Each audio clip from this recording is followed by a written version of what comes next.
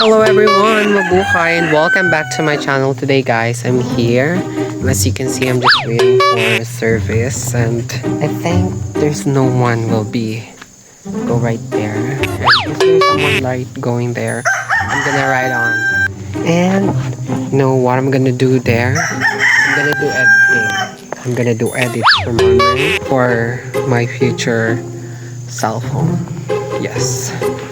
You don't care. Do you hear that, guys? The sounds of the chicken, the rooster boys. It's so loud. And that voice here in my video every time when I'm watching, like, cute. Like while I'm watching my video, I heard those voice of the rooster here. Like that.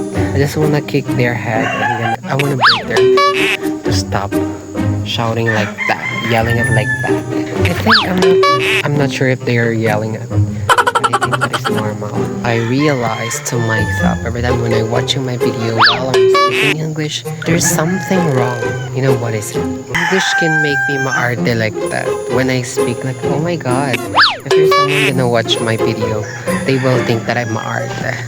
They think that I'm maarte when I'm speaking English, but it's part of my, it's part of my growth. It's part of my growth because I want to learn more English.